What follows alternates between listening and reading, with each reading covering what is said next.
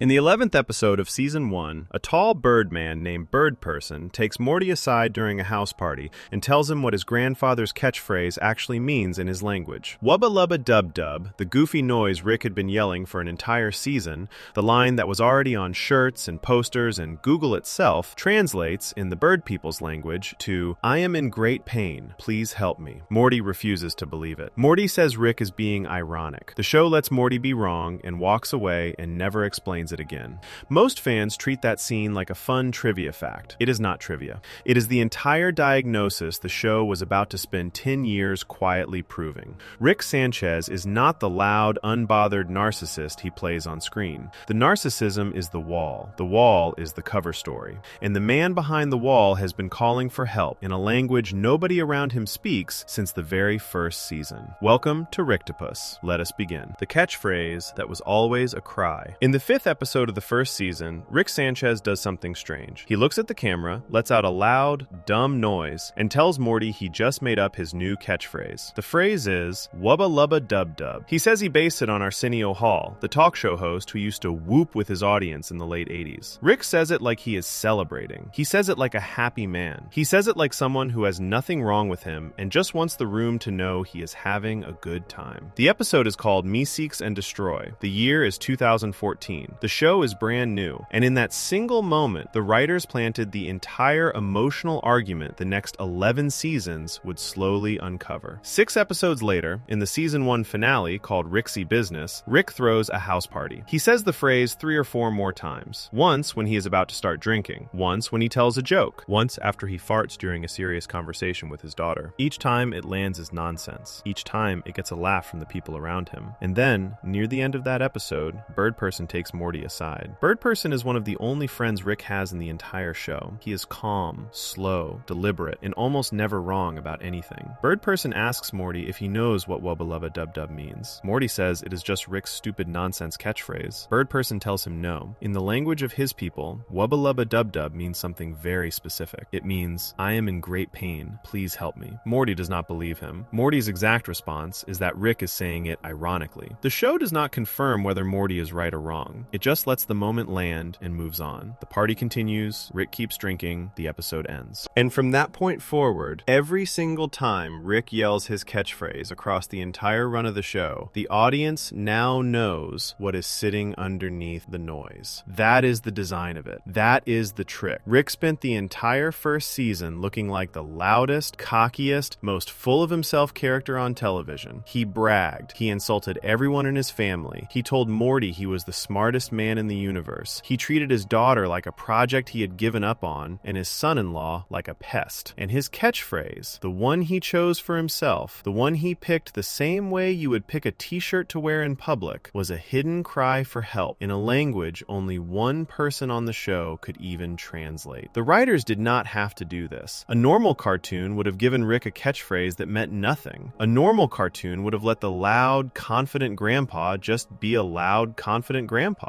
The fact that the show stopped in the middle of its first season to plant a translation that completely flips the meaning of everything Rick has ever said is the show telling the audience something on purpose. It is telling them the loudness is a mask. It is telling them the bragging is a mask. It is telling them the swagger is a mask. And it is telling them that the man underneath the mask has been calling for help the entire time in a language nobody around him is paying enough attention to hear. The setup of all of this gets even sharper when you look at how the joke was made. Justin Roiland, the show's co-creator, has said in interviews that the line was an accident. The script for Me Seeks and Destroy originally had Rick doing a different bit. He was supposed to spin around on the floor like one of the Three Stooges and shout something else entirely. When it came time to record the voice, Roiland improvised. He made up Wubba Lubba Dub Dub on the spot, and the team kept it. Roiland and Dan Harmon, who created the show together, have both said in interviews that they did not actually want it to become a real catchphrase. They were making fun of the idea of catchphrases. They thought it was so dumb it would die in one episode. Instead, fans started repeating it everywhere. Shirts got printed, mugs got sold, the line escaped the show. So when the writers came back for the season finale and decided to give the phrase a real meaning, they were not just adding a joke, they were responding to the audience. They were saying, "You took our nonsense and made it your favorite line, so let us tell you what your favorite line actually means. The man yelling it is in pain. The man yelling it needs help. You have been laughing at someone calling calling out for someone to come find him. That is not an accident. That is the writing room watching the audience repeat a phrase they invented to mock cheap television, and then quietly turning the joke into a knife. The phrase the fans love became evidence against the character they thought they were rooting for. The translation also explains a smaller mystery the show plays with for years. If you go back and watch every time Rick uses the line in the first season, the timing is strange. He does not say it when he is winning. He does not say it when he is happy. He says it when he is uncomfortable. He says it after he has done something cruel and the room has gone quiet. He says it when his daughter is upset with him and he wants to break the tension. He says it when a serious moment is starting and he wants to escape from it. The catchphrase is not a celebration, it is a deflection. It is something he reaches for when he is about to feel something he cannot stand to feel. The Google search engine added the translation as an Easter egg years ago. If you typed Wubba Lubba Dub Dub into Google, the search engine would respond with the words, "Did you mean, I am in great pain, please help me?" Even Google was in on it. The phrase had become so well known that the joke had to be acknowledged outside the show. A made-up catchphrase, written as a parody of catchphrases, became one of the most repeated lines in modern cartoon history. And the meaning behind it was a man asking the world to notice he was suffering. The translation also tells you something about Rick's choice of friends. Bird Person is one of the only people in the entire show that Rick treats with real respect. Most people Rick deals with, Rick mocks. Most people Rick deals with, Rick speaks down to. Bird Person is different. Rick listens to him. Rick takes his advice. Rick attends his wedding in season 2 and gives a speech that almost cracks open with feeling before Rick pulls it back together with a joke. The fact that the only person on the show who can actually translate Rick's pain is the only person Rick allows himself to be soft around is not random. The writers chose that. Rick made friends with the one being on Earth who could read what he was actually saying every time he pretended to be having fun. That is a lonely thing to write into a character. That is the writer saying Rick has built an entire life of yelling at people, and somewhere deep down, he picked the one friend who could understand the yelling for what it really is. He did not pick that friend by accident either. He picked the one being who would not be fooled by the act, because some part of Rick wanted, every once in a while, to be seen. This is where the narcissism question really starts. A surface reading of Rick says he is a narcissist because he thinks he is the smartest man in the universe and treats everyone around him like they exist to serve him. That reading is not wrong. He does say those things. He does behave that way. The first season of the show is full of evidence for it. He calls Jerry stupid. He calls Morty stupid. He treats Beth like a thing he made and not a person he raised. He talks about himself constantly. He brags about what he can do. He acts like the universe should bow to him. That is real. That is on the screen. That is canon. But the catchphrase reveal forces a different question. If Rick is just a confident genius who believes the things he says about himself, why did the writers in the very first season plant a hidden translation that turns his loudest line into a cry for help? Confident people do not pick "I am in great pain, please help me" as their party slogan,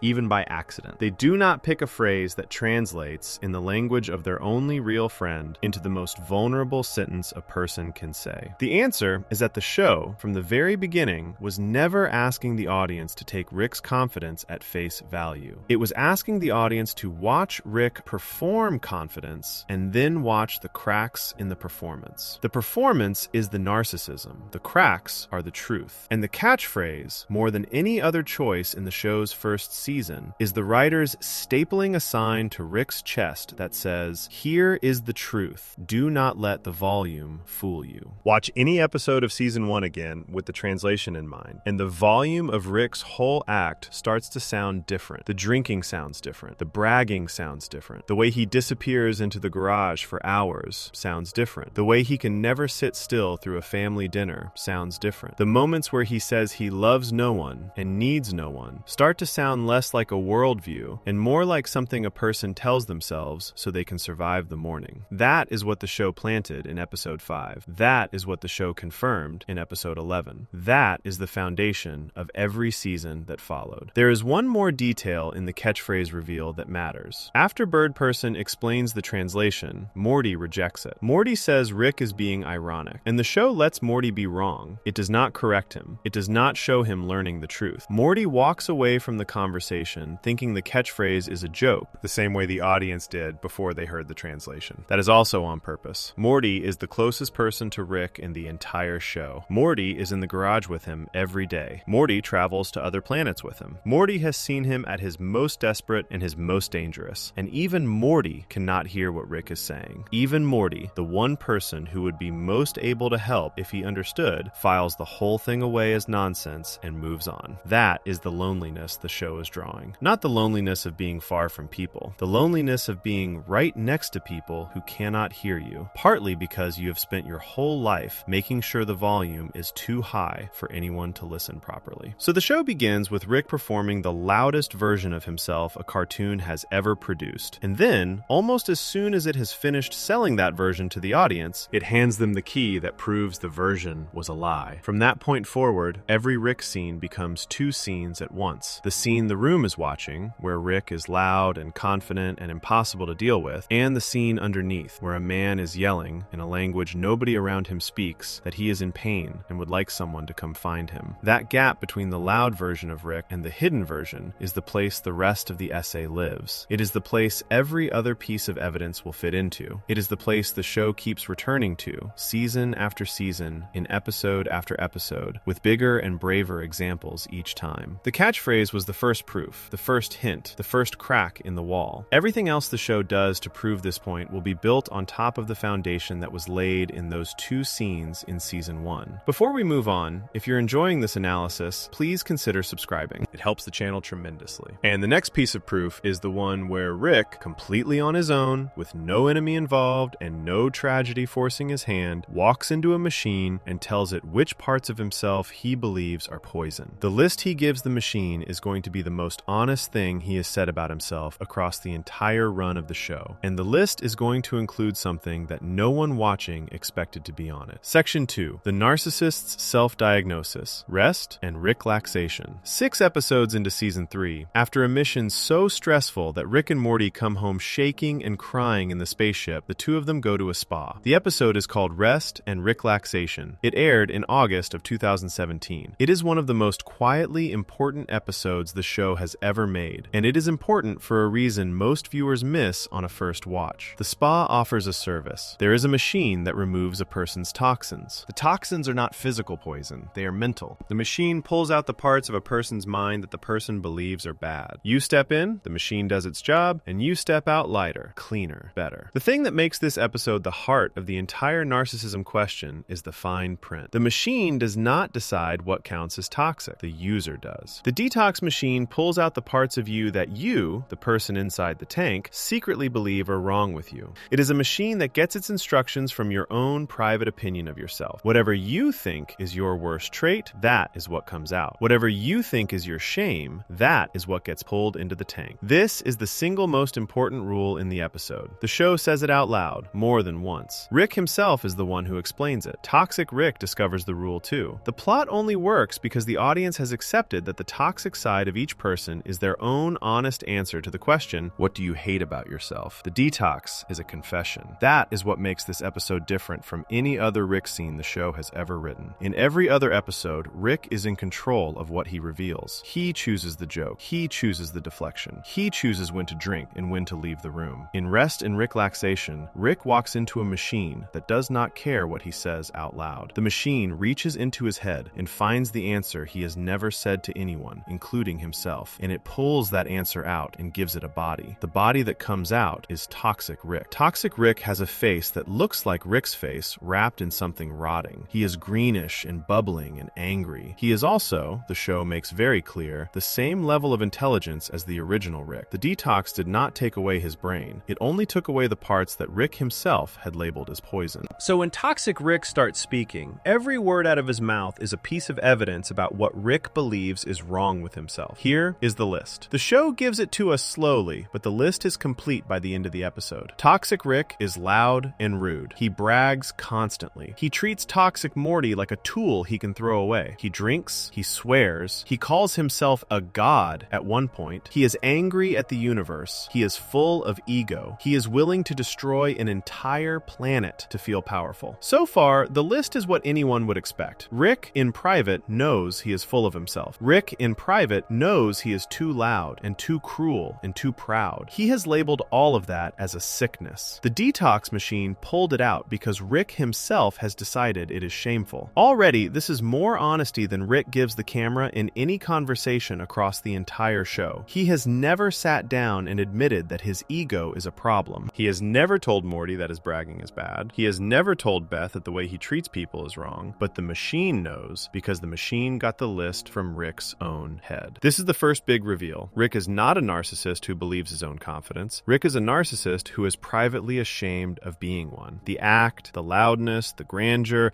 the speeches about being the smartest man in the universe, all of it has been sitting in his head with a label on it that says, "This is the part of me I would remove if I could." That alone would make the episode important. But the episode does something else, something much harder. Toxic Rick does not just contain Rick's ego. He also contains Rick's attachment to Morty. The show waits until the climax to deliver this. The clean version of Rick, the so-called healthy Rick, is fighting his toxic self at the end of the episode. He cannot win the fight by force. Toxic Rick is just as smart and twice as angry. So healthy Rick takes a different approach. He shoots toxic Morty with a slow-acting poison. He tells toxic Rick that the only way to save toxic Morty is to merge back together. And toxic Rick, the one who is supposed to be all the worst of Rick, breaks. He cannot let his Morty die. He gives in. He merges back into the original Rick to save the boy. That is the moment. That is the moment the entire show has been building toward, and it lasts about 30 seconds, and most viewers laugh through it because the rest of the episode is funny. But what just happened, in plain English, is this. Rick walked into the detox machine believing that his love for his grandson was a sickness. The machine, working off Rick's own definition, agreed with him and put the love into the toxic tank. The love came out wearing a green, rotting face and a bad attitude, because Rick, in his private opinion of himself, had labeled the love as the same kind of weakness as his ego, his alcoholism, and his cruelty. When healthy Rick figures out how to beat toxic Rick, the trick he uses is not strength. The trick is the love. He shoots toxic Morty because he knows the love is in there. He knows the part of him that cares about the boy went into the tank with all the rest of the so-called poison. The episode does not shout this at the audience. The line that confirms it is quiet. Rick says, near the end, that the toxic parts of us have their own identities, and that stuff is alive, and it belongs to us. He is talking about ego. He is also talking about love. The show puts both on the same shelf because Rick himself put them on the same shelf. That is the diagnosis the entire essay has been building toward. Rick believes that his attachment to Morty is the same kind of weakness as his bragging. Rick believes that his attachment to anyone is the same kind of weakness as his drinking. He has decided, somewhere private, that wanting someone is shameful, that needing someone is shameful, that loving someone is shameful. He has filed those feelings in the same drawer as everything else he wishes he could cut out of himself. Most narcissists in fiction do not see themselves clearly. Rick does. Rick sees himself with painful precision. The thing he cannot do is forgive what he sees. He looks at his own ability to love his grandson and decides it is poison. He looks at his own loud, swaggering personality and decides it is poison. The detox machine just gave him the chance to act on the diagnosis he had already made. The other side of the episode tells the same story from a different angle. The clean version of Rick, the one who walks out of the spa feeling better, is meek. He is small. He is polite. He cries during a movie. He is also, very obviously, useless. He cannot protect anyone. He cannot win a fight. He cannot do science. The show is making a point about this. The Rick that is left after you remove the things Rick hates about himself is not a healthier Rick. It is a softer, weaker, sadder Rick who cannot do any of the things that make him useful to the people he loves. That is the trap Rick has built for himself. He cannot get rid of the parts of himself he considers shameful because those parts include his strength, his cleverness, and his love for Morty. They are in the same package. He cannot remove the cruelty without removing the protection. He cannot remove the ego without removing the brain. He cannot remove the loudness without removing the love. He has tied them all together inside his own head, and the detox machine showed him, in the most direct way possible, that they are tied together with no easy way to separate them. The episode also has a quiet B-plot that is doing the same work. Toxic Morty stays in the tank. The clean version of Morty walks out of the spa and goes on to live a successful, polite, ambitious life as a stockbroker in New York. He is calm, he is confident, he talks fast. He is also, the show very deliberately shows, a kind of empty person. He has lost the ability to feel guilt. He has lost the ability to be embarrassed. He has lost the ability to want things in a way that hurts. Rick eventually goes to find him and forces the toxins back into him. By the end of the episode, the regular Morty is back, full of his old anxiety and self-loathing and quiet desperation, and Jessica, his crush from school, tells him she is glad he is back. She liked him better when he was in pain.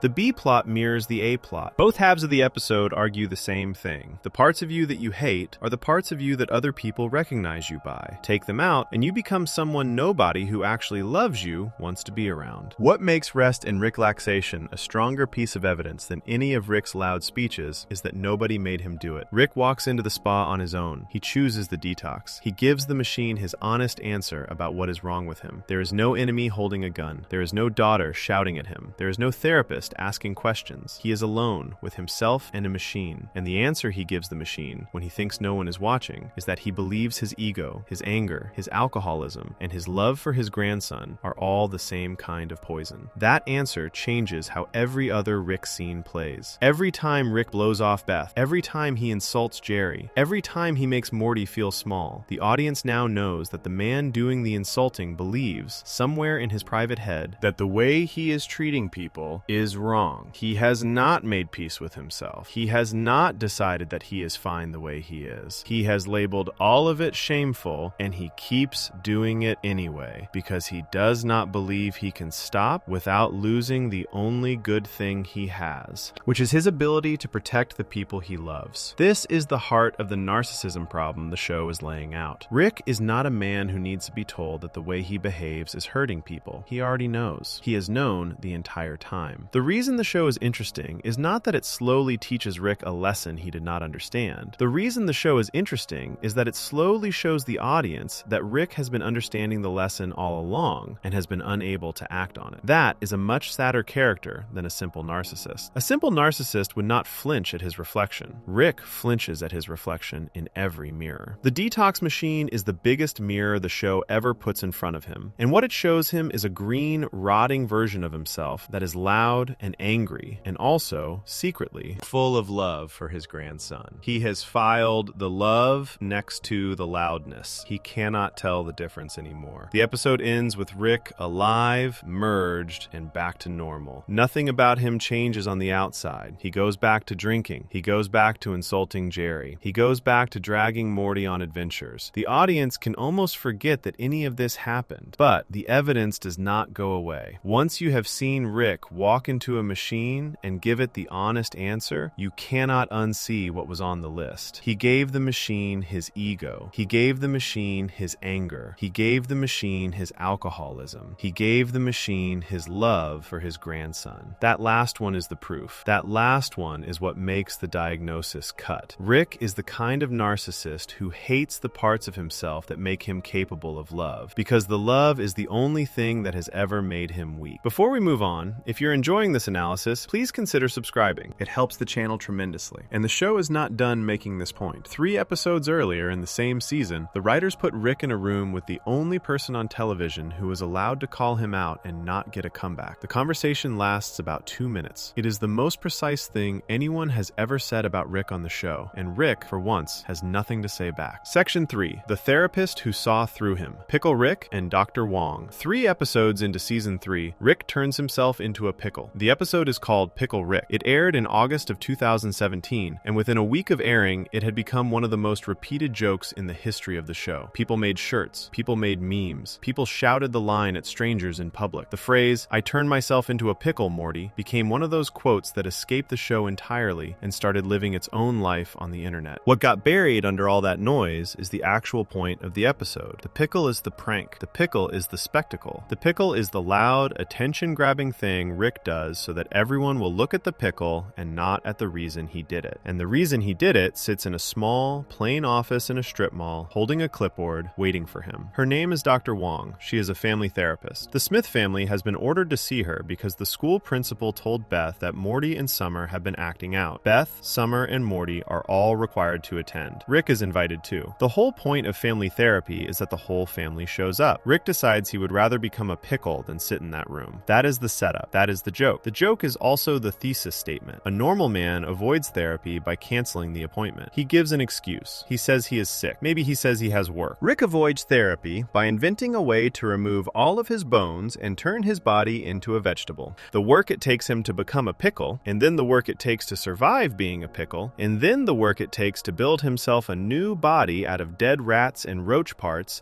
and travel across the city to escape a foreign government is more work than therapy would have been. It is more dangerous. worse. It is more painful, and he does all of it on purpose, with no warning to his family, just so he does not have to sit in a room and answer questions from a woman who charges by the hour. The action half of the episode is brilliant. The pickle survives. The pickle kills cockroaches and rats. The pickle builds a metal exoskeleton and uses it to take down an entire foreign spy agency. The pickle climbs out of a sewer, fights through a building full of armed guards, and eventually arrives at Dr. Wong's office, still wearing the rat blood-covered metal suit he built to keep himself alive. It is one of the most exciting action sequences the show has ever produced. It is also entirely beside the point. The point is what happens when he gets to the office. Beth has been there the whole time, sitting on the couch with Summer and Morty, listening to Dr. Wong ask questions about why Grandpa is not in the room. The kids have already told the truth. Grandpa turned himself into a pickle. Beth has spent the first part of the episode insisting this is not strange. Beth has insisted that her father is just eccentric. Beth has insisted that the whole family is eccentric. The therapist has not been buying any of it. She has been quietly asking questions and letting the answers tell the story. Then Rick arrives, dripping with rat blood, still in the suit, and sits down on the couch next to his daughter. And Dr. Wong calmly asks him a single question. She asks him why he did not want to come. Rick answers. He gives a speech. The speech is one of the most famous speeches in the entire show. He says he does not respect therapy because he is a scientist. He says he invents and creates and destroys for a living. And when he does not like something about the world, he changes it. He says he does not think going to a rented office in a strip mall to listen to an agent of averageness explain which words mean which feelings has ever helped anyone do anything. He says it has helped a lot of people get comfortable and stop panicking, which is a state of mind we value in the animals we eat, but not something he wants for himself. He says, I am not a cow. I am a pickle when I feel like it. It is a great speech. It is the kind of speech the audience has been trained by every other episode of the show to clap for. Rick is winning. Rick is putting the therapist in her place. Rick is the smartest person in the room, and he has just demolished the woman with the clipboard. Then Dr. Wong responds. Most shows would not do this. Most shows would let the speech end the scene. Most shows would treat the therapist as the joke and Rick as the hero, and let the audience walk away thinking the boring office woman got owned by the mad scientist. That is not what this show does. This show, instead, gives Dr. Wong almost 2 full minutes of uninterrupted screen time, and during those 2 minutes, she takes Rick apart. Her speech is not loud. Her speech is not angry. Her speech does not have any insults in it. It is one of the calmest, most precise pieces of writing in the entire show. She tells him, plainly, that the only connection between his unquestionable intelligence and the sickness destroying his family is that everyone in his family, him included, uses intelligence to justify sickness. She tells him that he seems to switch back and forth between viewing his own mind as an unstoppable force and as a curse he cannot escape. She tells him she thinks the reason for that is that the only idea he cannot stand to face is the idea that his mind is, in fact, his own,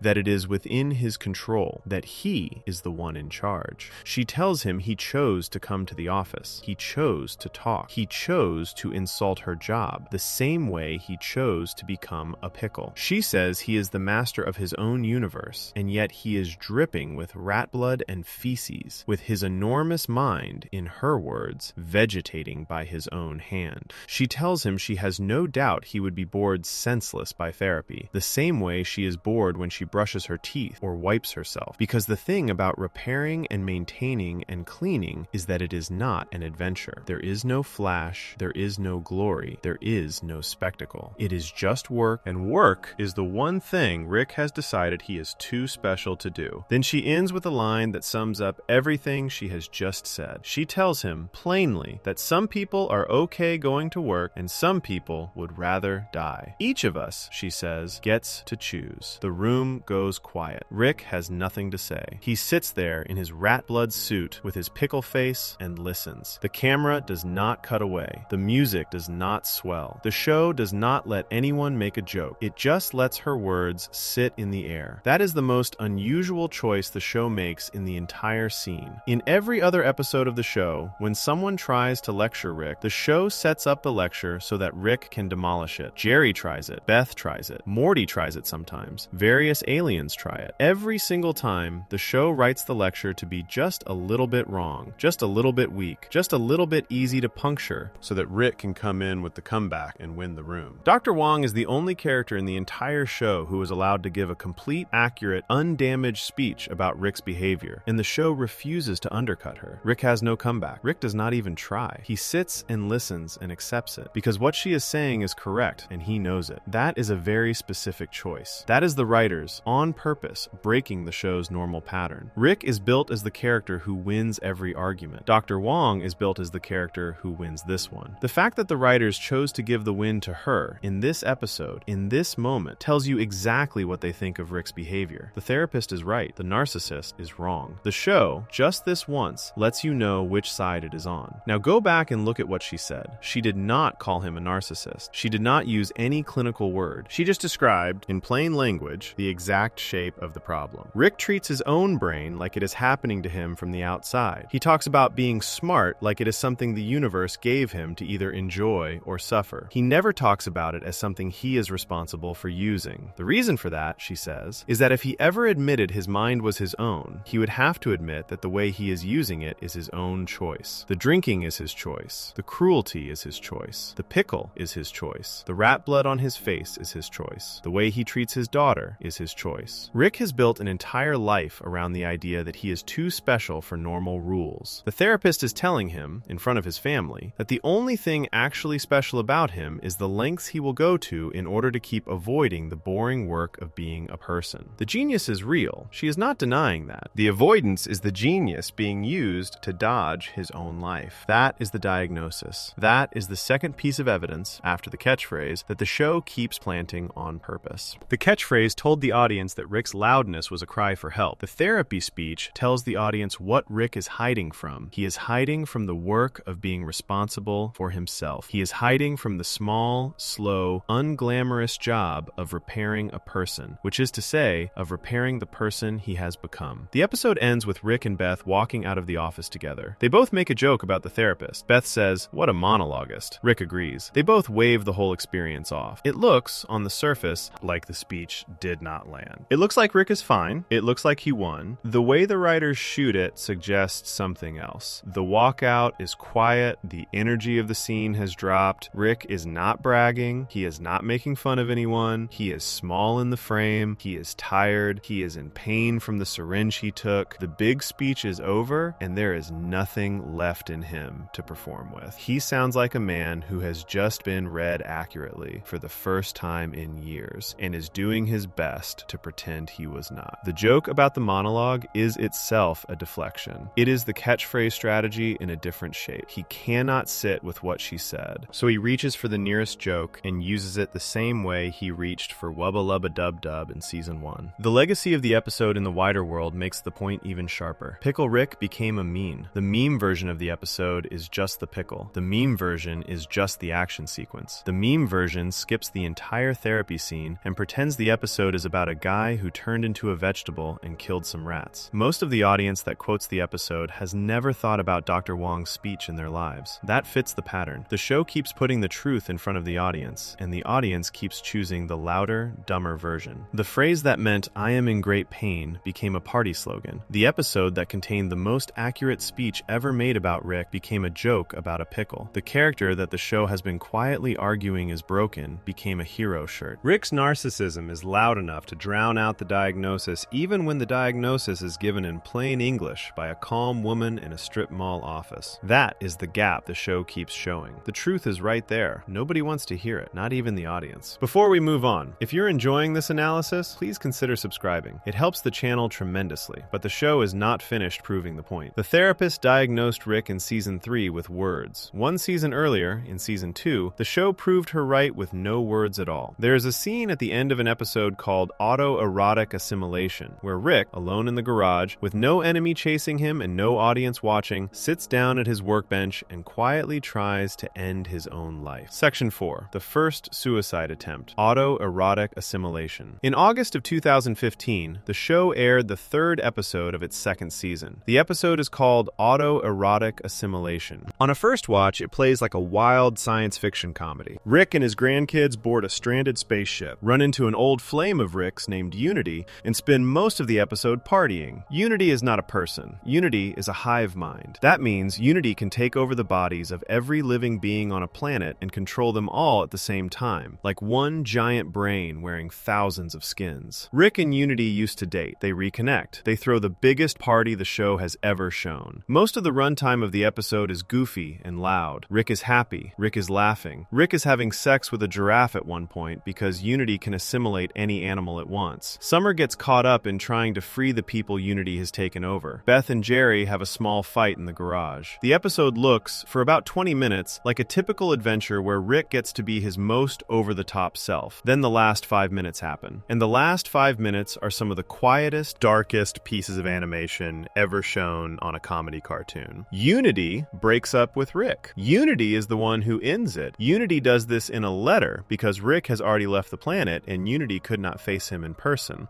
The letter is written from Unity's mouths, but the meaning is plain. Unity tells Rick that being around him is bad for Unity. Unity tells him that Unity loses its sense of who it is when Rick is around. Unity tells him, in a line that has stuck with fans for years, that the reason Unity has to go is because, in a strange way, Rick is better at what Unity does without even trying. Unity is a creature whose entire purpose is to take over other minds and make them all behave the same way. Unity assimilates. Unity flattens. Unity removes individuality on purpose as a job. And Unity is telling Rick that Rick does the same thing, by accident, just by being in a room. Rick pulls people into his orbit. Rick makes them want to be him. Rick makes them stop being themselves. Unity has been doing this for a living, all over the galaxy, and even Unity cannot keep its sense of self around Rick, so Unity leaves. That is the breakup. It is one of the cruelest readings of Rick's personality the show has ever given, and it comes from a creature that loves him. Unity is not punishing Rick. Unity is telling the truth and trying to survive it. Rick reads the letter. The audience does not see his face for most of it. The camera holds back. He puts the letter down. He says nothing. He goes home. What follows is the part of the episode that most viewers remember years later. Even if they cannot remember the rest of it, the dialogue stops. There is no narration. The music takes over. The song that plays is called Do You Feel It by a band called Chaos,